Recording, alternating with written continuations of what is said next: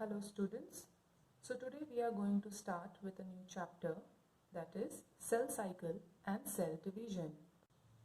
As a cell grows in size, its mass also increases, and at one point its size simply cannot increase any further. So what will happen if a cell has attained its full maturity, and now what it has got to do? Now, this mature cell, what will it do? It will divide. This mature cell divides into two new cells, or what we can say, into two daughter cells. And again, the entire process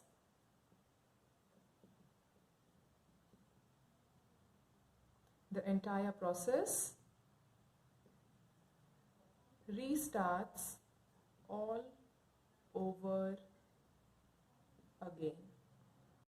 So we can see maturing of the cell, dividing of the mature cell into daughter cells, and again these daughter cells will mature and divide all over again. So there is a cascade of maturing and dividing,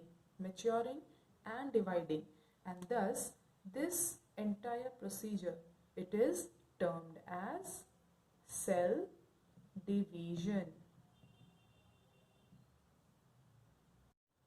Now, how is this cell division helping us? When we talk about genetics, here you can see that the genetic material need to get duplicated, or we can say the genetic material need to get replicated. Now what will happen if these genetic materials duplicate themselves or replicate themselves?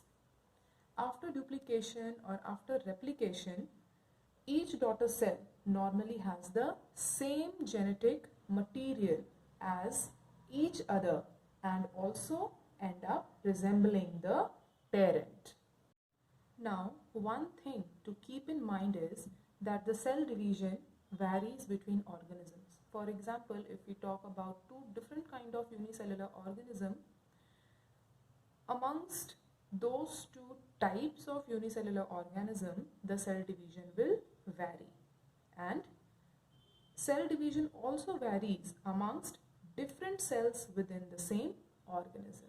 Now, if we are talking about a single individual, a single multicellular individual, where there are different kinds of cells specialized for different duties, different works. So here also we can see that cell division amongst those different kinds of cell within one organism also greatly varies. For example, the cells on the inner lining of the intestine and surface of the skin gets replaced continuously on a regular basis.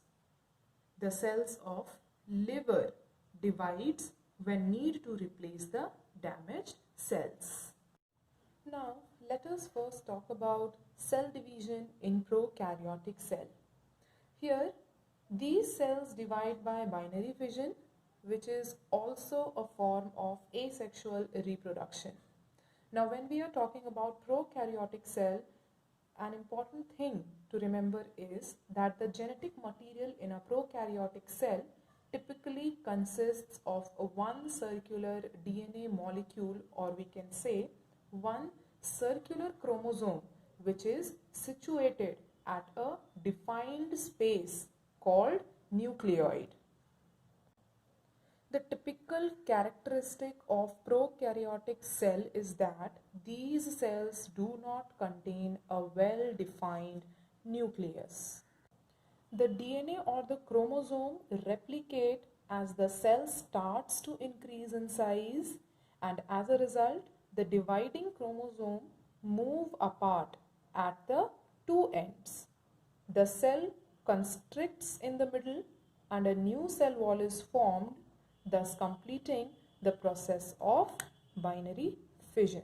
So, as discussed, the prokaryotic cells undergo division through binary fission. And what is the end product?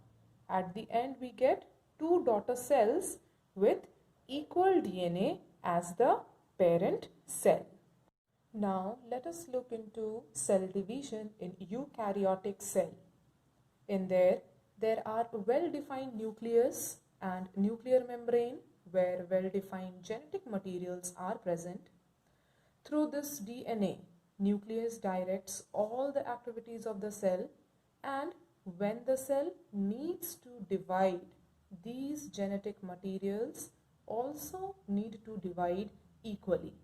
So the nucleus or the cell, we can say, has to massively reorganize itself, stopping all the other metabolic functions of the cells. Now, in eukaryotic organisms, a single fertilized cell can give rise to large number of cells which are differentiated. Therefore, from a single zygote, a whole complex human body can be created. So the cell division in eukaryotes are much more complicated than in prokaryotes, and therefore the cell cycle is also complicated. It has several steps or stages. The actual division itself happens during a brief but dramatic span of the entire portion of the cell cycle. One thing to be noted over here is the cell cycle. What actually is cell cycle? The events or series involved in the cell division is known as cell cycle.